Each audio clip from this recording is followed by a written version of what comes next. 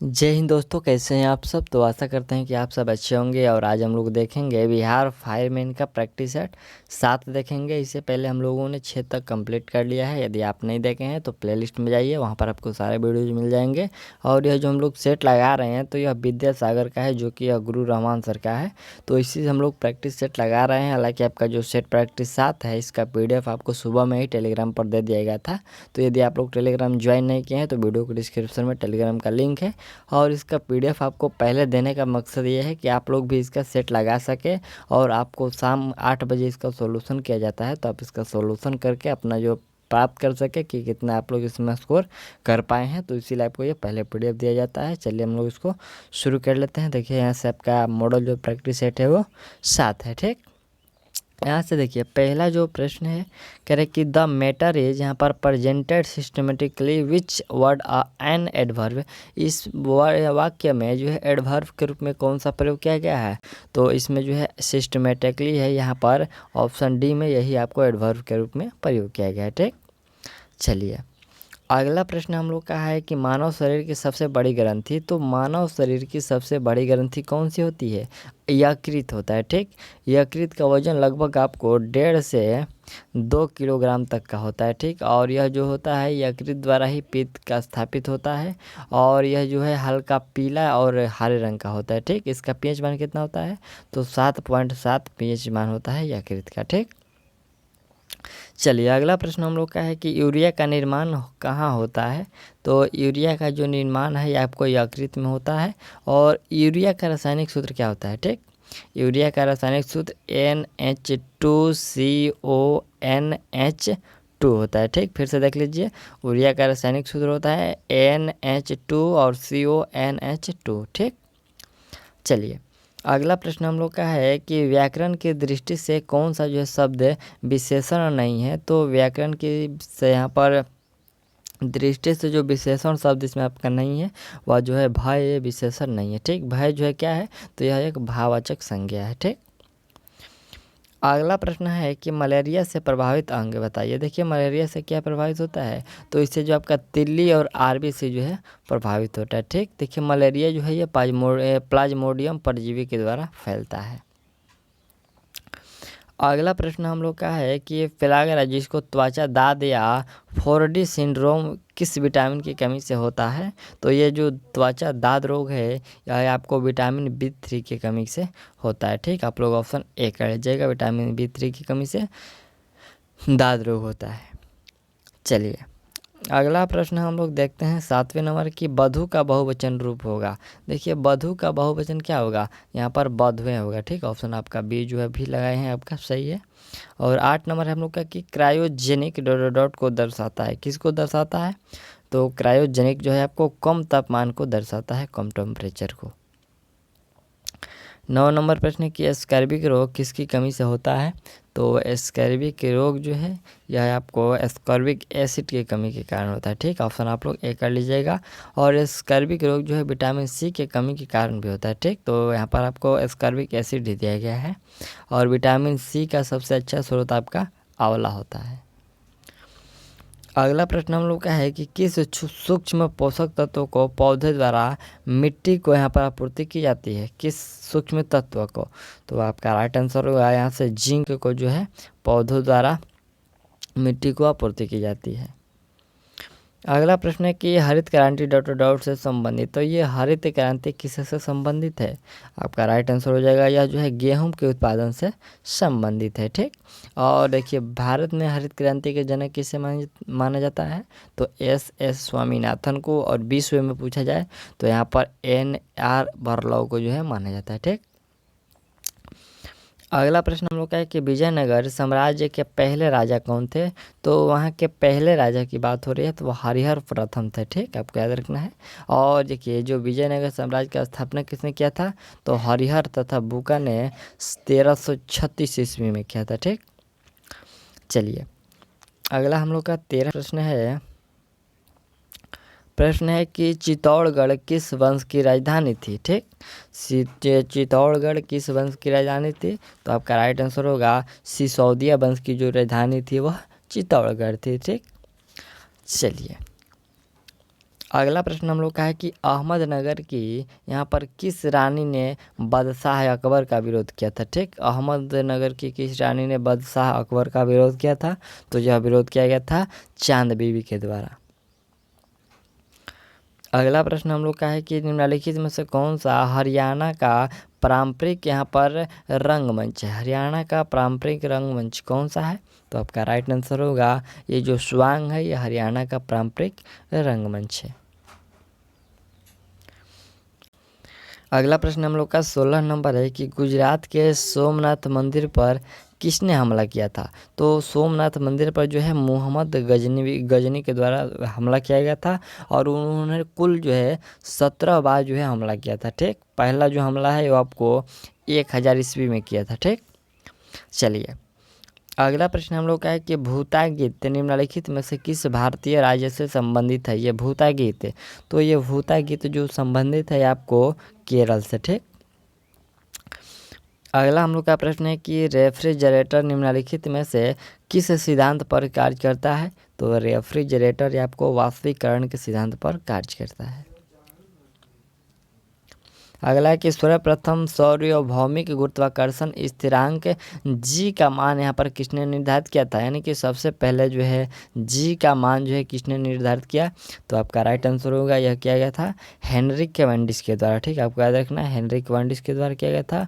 और कब किया गया था, तो यह 1798 में किया गया था। ठीक, चलिए अगला प्रश्न है कि कैंसर दिवस कब मनाया जाता है। कैंसर दिवस कब मनाया जाता है, तो 4 फरवरी को कैंसर दिवस मनाया जाता है। यहाँ पर 13 फरवरी है तो 13 फरवरी को रेडियो दिवस, और 21 फरवरी है तो 21 फरवरी को अंतर्राष्ट्रीय मातृभाषा दिवस, और 28 फरवरी को राष्ट्रीय विज्ञान दिवस मनाया जाता है। ठीक, चलिए अगला प्रश्न है कि एक चम्मच जो टेढ़ा दिखता है जिसका उदाहरण है। तो ये टेढ़ा दिखता है, ये उदाहरण है आपको अपवर्तन का। अगला प्रश्न हम लोग का है कि तापीय विद्युत संयंत्रों में ईंधन के दहन द्वारा उत्पन्न ऊष्मीय ऊर्जा को किस ऊर्जा में जो है रूपांतरित किया जाता है। तो ऊष्मीय ऊर्जा को किस ऊर्जा में रूपांतरित किया जाता है, विद्युत ऊर्जा में। ठीक, अगला प्रश्न देख लीजिए हम लोग है कि निम्नलिखित में से कौन सा विकल्प फाइबर ऑप्टिकल का प्रयोग नहीं है। फाइबर ऑप्टिकल का प्रयोग इसमें से कौन सा नहीं है, तो चलिए आप लोग ऑप्शन देख लेते हैं। यहाँ पर फाइबर ऑप्टिकल का प्रयोग नहीं है, विद्युत उत्पादन, कंप्यूटर नेटवर्किंग और सेंसर्स, और यहाँ पर पावर ट्रांसमिशन। तो आपका इसमें कौन सा होगा, ये जो विद्युत उत्पादन है, ये ट्रांसमिशन क्या बोलते हैं, ये फाइबर क्या बोलते हैं, ऑप्टिकल फाइबर का ये प्रयोग नहीं है। ठीक, विद्युत उत्पादन इसमें देखिए जो ऑप्टिकल फाइबर क्या होता है, तो बालों से भी समान बारीकी कांच के तारों से प्रकाश को आगे भेजने की तकनीकों को ही फाइबर ऑप्टिकल कहते हैं। ठीक, अगला प्रश्न यहाँ से आपका 24 नंबर है, तो ये मैथ का है और इसमें आपका राइट आंसर क्या होगा, यहाँ पर 24वां होगा। कह रहे हैं कि 35 छात्रों में ऊपर से सूरज का जो है 12वां स्थान है, तो नीचे से उसका कौन सा स्थान होगा, यहाँ पर आपका 24वां। ठीक, चलिए अगला प्रश्न हम लोग का है कि from a word by adding यहाँ पर मेंट है। मेंट इसमें आपको देखिए अंत में मेंट जोड़कर कौन सा शब्द बनाया जा सकता है, कौन सा वर्ड बनाया जा सकता है, तो इसमें आपको डेवलपमेंट बनाया जा सकता है। ठीक, चलिए अगला इसमें आपको यहाँ से लुप्त पद ज्ञात करना है, क्या होगा, तो इस लुप्त पद में आपका राइट आंसर होगा 7। ठीक, अगला प्रश्न है कि एक हाइड्रोजन बम में कितने न्यूट्रॉन होते हैं। तो एक हाइड्रोजन बम में यहाँ पर कुछ भी नहीं होता है। ठीक, इसमें कह रहा है कि एक के हाइड्रोजन बम में कितने न्यूट्रॉन होते हैं, तो कुछ भी नहीं। देखिए जो हाइड्रोजन बम परमाणु के नाभिक में केवल एक प्रोटॉन पाया जाता है, क्या होता है, केवल एक प्रोटॉन पाया जाता है, न्यूट्रॉन नहीं पाया जाता है। ठीक, जबकि एक भी न्यूट्रॉन नहीं पाया जाता है।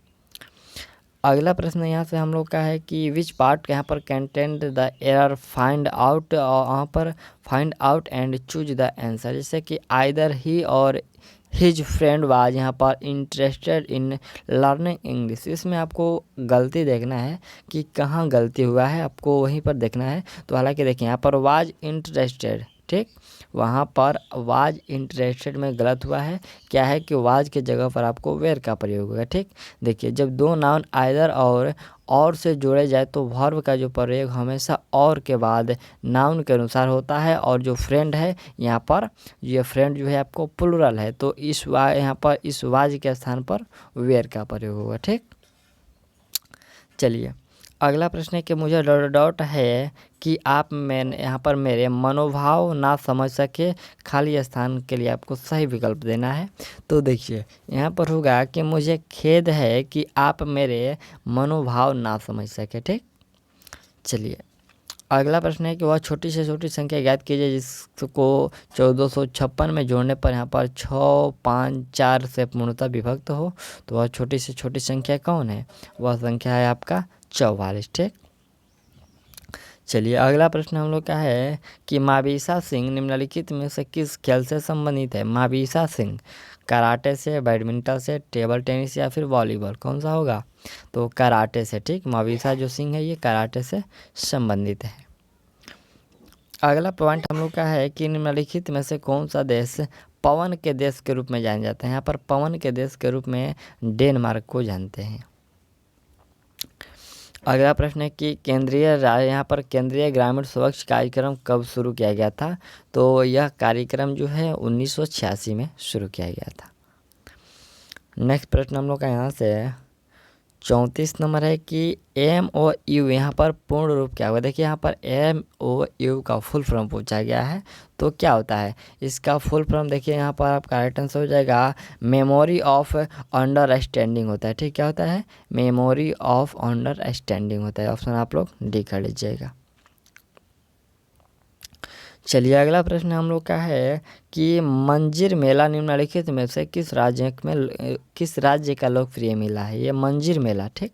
तो मंजीर मेला जो लगता है यह आपको हिमाचल प्रदेश में लगता है, ठीक। आप लोग राइट आंसर सी कर लीजिएगा। और ये सावन मास के दूसरे सप्ताह में जो है आयोजित किया जाता है। कब? अगला प्रश्न देख लीजिए हम लोग का कि I export to return from my one. तो देखिए इसमें हम लोग का प्रीपोजिशन का यूज करना है। सही प्रीपोजिशन क्या होगा? तो इसमें आपका सही जो प्रीपोजिशन होगा कि देखिए I export to return from Patna on May, यहाँ पर 1 मई को, यहाँ पर मई 1 मई। तो आपका ऑप्शन जो है फ्रॉम और ऑन लगेगा, पहले में फ्रॉम और दूसरे में ऑन। चलिए अगला प्रश्न देख लीजिए यहाँ से 37 नंबर प्रश्न है, और 37 का राइट आंसर आपको 2/3 होगा। अगला प्रश्न हम लोग का है कि ऋण के लिए जो है समर्थक संपार्श्विक प्रतिभूति है। ऋण के लिए समर्थक जो है संपार्श्विक प्रतिभूति है, कौन सी है? तो वह आपका हो जाएगा, ये उधारकर्ता की जो है परिसंपत्ति होगा, ठीक। अगला पॉइंट है कि भारत के राज्यपत्र के अधिकृत प्रकाश और संरक्षक कौन है? ठीक। यहाँ पर है कि भारत के जो है राज्यपत्र के जो है अधिकृत और प्रकाशक और संरक्षक कौन है? तो यह होता है आपको प्रकाशन नियंत्रक होता है, ठीक। अगला प्रश्न है कि जिस बाजार में स्पर्धा की कमी हो तो उसे क्या कहते हैं? तो स्पर्धा की कमी हो उसे मोनोपोली कहते हैं। क्या कहते हैं? मोनोपोली। अगला प्रश्न है कि एक संयुक्त उत्पादन के रूप में कई उत्पादों की बिक्री की यहाँ पर पेशकश क्यों, यहाँ पर पेशकश को क्या कहा जाता है? ठीक। एक संयुक्त उत्पादन के रूप में कई उत्पादों की बिक्री की पेशकश, यहाँ पर पेशकश को क्या कहते हैं? तो उसको कहते हैं यहाँ पर उत्पाद की गठरी कहते हैं। प्रश्न हम लोग का 42 नंबर है कि पेड़ों की अंधाधुंध कटाई का परिमाण है। तो अंधाधुंध कटाई का परिमाण क्या है? यहाँ पर वनों का ही कटाई दिया गया है, इसमें कुछ खास ऑप्शन नहीं दिया गया है। हालांकि देखिए जो वृक्षों की कटाई से वनों के विस्तार में लगातार आपको संकुचन देखने को मिल रहा है, ठीक। चलिए अगला प्रश्न हम लोग का कि आफ्टर 2 months ऑफ यहाँ पर US practice I now swing quit यहाँ पर कॉम्पेथेंटली। तो देखिए इसमें क्या होगा कि लगातार, इसमें कह रहा है कि लगातार 2 मंथ्स के कड़े प्रैक्टिस के साथ है, ठीक। करे प्रैक्टिस के बाद मैं तैर सकता हूँ। तो अर्थात इसमें क्या होता है कि एबिलिटी आपको दिखा रहा है, तो एबिलिटी के साथ यहाँ पर किसका प्रयोग होता है, यहाँ पर कैन नॉट है, शुड है, और यहाँ पर, और इसके बाद देखिए यहाँ से कैन है और कुड है, तो एबिलिटी के साथ आपको यहाँ पर कैन का जो प्रयोग करना सही होता है। ठीक, चलिए अगला प्रश्न है कि भारत में कुछ भागों में मिट्टी का रंग लाल होने का कारण क्या होता है। तो देखिए जो भारत में कुछ भाग में मिट्टी का रंग लाल होने का कारण होता है, यहाँ पर फेरिक ऑक्साइड की मौजूदगी के कारण ही वो लाल होता है। ठीक, चलिए अगला प्रश्न हम लोग का है कि ग्रेट उत्तरी समतल भूमि में किस प्रकार की मिट्टी पाई जाती है। तो यहाँ पर आपको जो है कछार या कि यहाँ पर एलुविलियस मिट्टी पाई जाती है। ठीक, आप लोग ऑप्शन ए कर लीजिएगा, ये ग्रेट उत्तरी समतल भूमि में पूछा गया है, तो कछार या एलुविलियस मिट्टी पाई जाती है। चलिए अगला प्रश्न यहाँ से हम लोग का 46 नंबर है कि नर्मदा नदी का उद्गम स्थल कौन सा है। तो नर्मदा का उद्गम स्थल आपको अमरकंटक पहाड़िया है। ठीक, चलिए अगला प्रश्न यहाँ से आप लोग का 47 नंबर है, तो इसका राइट आंसर आपका 24,000 होगा। ठीक, यहाँ पर 13% लाभ होगा, तो 24,000। चलिए अगला प्रश्न हम लोग का है कि भागीरथी निम्नलिखित में से किस नदी का प्रमुख तट है। तो प्रमुख तट जो है ये भागीरथी आपको गंगा का ही प्रमुख तट है। अगला प्रश्न है कि आनंद मठ पुस्तक के लेखक कौन है। ये आप आनंद मठ पुस्तक के लेखक कौन है। तो बंकिम चंद्र यहाँ पर चट्टोपाध्याय हैं। कौन है, बंकिम चंद्र चट्टोपाध्याय। और ये आनंद मठ का उपन्यास है, तो इसका प्रकाशन यहाँ पर कब लिखा गया था, ये पुस्तक कब लिखा गया था। तो 1882 ईस्वी में लिखा गया था। आपको याद रखना है 1882 ईस्वी में आनंद मठ पुस्तक लिखा गया था। ठीक, चलिए अगला हम लोग का प्रश्न है कि चूज द यहाँ पर रॉन्गली स्पेल्ड वर्ड, इसमें आपको रॉन्ग शब्द खोजना है कि कौन सा वर्ड जो है रॉन्ग है। तो यहाँ पर जो देखिए डेवियस है, ये इसमें वर्ड है जो गलत है। ठीक, डेवियस का सही मीनिंग क्या होता है। तो देखिए यहाँ से डेवियस का जो सही मीनिंग होता है कि DVOUS, यहाँ पर ई जो दिया गया है आप देख रहे हैं, तो ई के स्थान पर क्या होता है कि आई होता है, और डेवियस का मतलब होता है चालाक। चलिए नेक्स्ट प्रश्न हम लोग देखते हैं यहाँ से, और भी यहाँ से था ना जी एक नीचे, यहाँ से हाँ यह है, कह रहे कि भारतीय संविधान को प्रारूप समिति में कितने सदस्य थे। तो प्रारूप समिति में यहाँ पर सदस्यों की पूछा गया संख्या 7 है। ठीक, चलिए हम लोग ऑप्शन भी देख लेते हैं। प्रारूप समिति में 7 अध्यक्ष थे। देखिए यहाँ से ऑप्शन बी जो है राइट है। ठीक, अगला हम लोग का है कि बहुप्रयोग प्लास्टिक के पानी की बोतलें डॉट डॉट की बनी होती है। तो ये प्लास्टिक की जो बोतलें होती है पानी वाला, तो यही आपको बना होता है पॉलीथीन से। ठीक, अगला प्रश्न है कि भारत के राष्ट्रपति के पद की शपथ किसके द्वारा दिलाई जाती है। तो राष्ट्रपति के जो पद का शपथ है यह दिलाया जाता है आपको सर्वोच्च न्यायालय के मुख्य न्यायाधीश के द्वारा। ऑप्शन आपका जो डी है वो राइट है। ठीक, चलिए नेक्स्ट प्रश्न देख लेते हैं। यहाँ से हम लोग का है कि भारतीय संविधान के किस भाग में केंद्र शासित प्रदेश पर प्रावधान है। यहाँ पर केंद्र शासित प्रदेश पर प्रावधान है, कौन से भाग में। तो आपका राइट आंसर होगा भाग 8 में। कौन से भाग 8 में जो है केंद्र शासित प्रदेशों का प्रावधान है। ऑप्शन आप लोग ये जो है राइट का आंसर कर लीजिएगा। और अगला प्रश्न देख लिया जाए कि प्रतिरोध का एसआई मात्रक क्या होता है जी। तो प्रतिरोध का एसआई मात्रक यहाँ से ओम होता है। ठीक, एम्पियर का तो धारा होता है, कूलम का तो आवेश होता है, और ओम गुना मीटर ये प्रतिरोध होता है, जिसको विशिष्ट प्रतिरोध भी कहते हैं।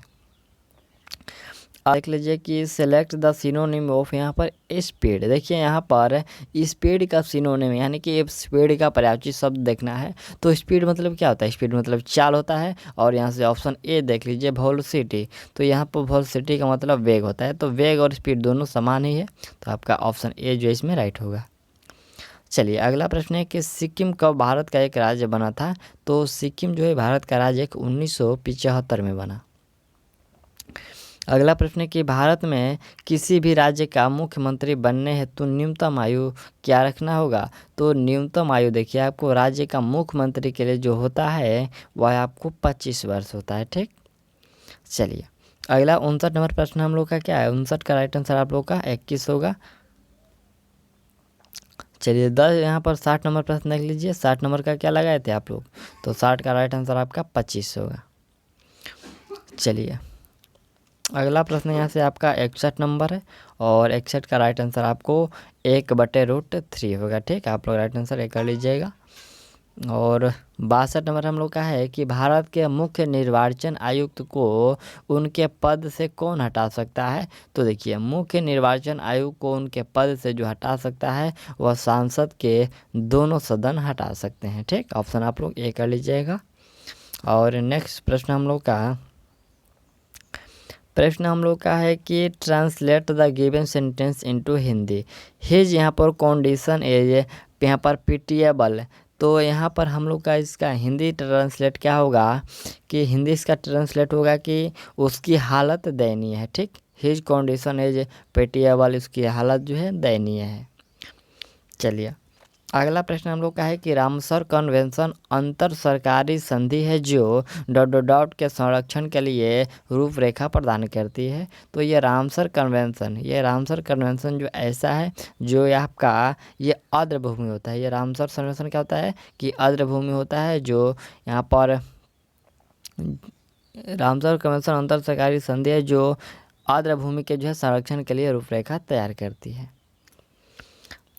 अगला है कि निम्न में कौन सा एक राष्ट्रीयकृत बैंक नहीं है। देखिए इसमें आपको पूछा गया है कि राष्ट्रीयकृत बैंक कौन सा नहीं है, तो आपका ये बंधन जो बैंक है ये राष्ट्रीयकृत बैंक नहीं है।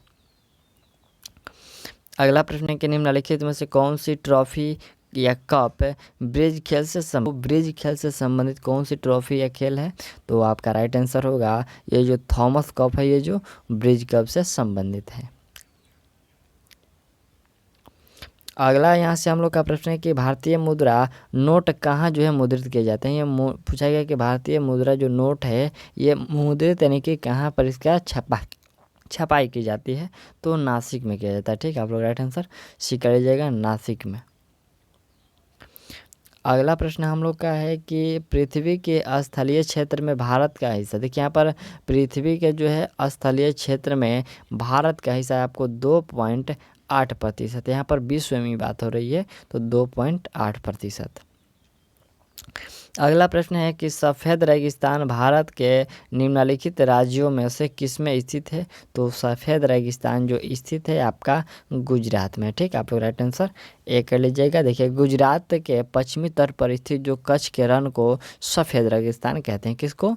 कच्छ के रण को ही सफ़ेद रेगिस्तान के नाम से जाना जाता है। चलिए नेक्स्ट प्रश्न हम लोग का 70 नंबर है कि खादर ... है। ये खादर क्या है जी? तो खादर जो है हम लोग पिछले सेट में भी बताए थे कि खादर जो होती है वो नई जलोढ़ मिट्टी होती है। ठीक, चलिए अगला प्रश्न हम लोग का है कि निम्नलिखित में से किसे जो है एरेबियन समुंदर की रानी कहा जाता है। यहाँ पर एरेबियन समुंदर की रानी किसको कहते हैं? तो यहाँ पर कोची को कहते हैं। ठीक, कोची कहाँ है? तो केरल राज्य के पश्चिमी तट पर स्थित एक बंदरगाह है। यहाँ पर एक बंदरगाह शहर है। ठीक, चलिए अगला प्रश्न हम लोग का रिक्त स्थान है, कह रहा है कि क्या प्रयोग माइक्रोचिप्स बनाने के लिए किया जाता है। तो किसका? सिलिकॉन का जो प्रयोग है ये माइक्रोचिप्स बनाने के लिए किया जाता है। अगला प्रश्न हम लोग का कि आँख का पानी ढल जाना यहाँ पर उक्त मुहावरे के लिए सही। देखिए आँख का पानी ढल जाना, इस मुहावरे का सही अर्थ क्या होगा? चलिए यहाँ से आप लोग ऑप्शन देख लीजिए। यहाँ पर हम लोग का है कि बुढ़ापा आ जाना और प्रिय व्यक्ति का बिछड़ जाना और निर्लज होना और फिर यहाँ पर देखने की ताकत कमज़ोर हो पड़ना। तो कौन सा होगा? इसमें आँख में पानी छा जाना जो इसका सही अर्थ है कि निर्लज होना। ठीक, आपका ऑप्शन जो इसमें आपका सी सही है। चलिए अगला प्रश्न की निम्नलिखित में CEC का अर्थ क्या होता है। तो CEC का जो अर्थ होता है चीफ इलेक्शन कमिश्नर होता है। क्या होता है? Chief election commissioner. ऑप्शन आप लोग सी जो है राइट आंसर कर लीजिए।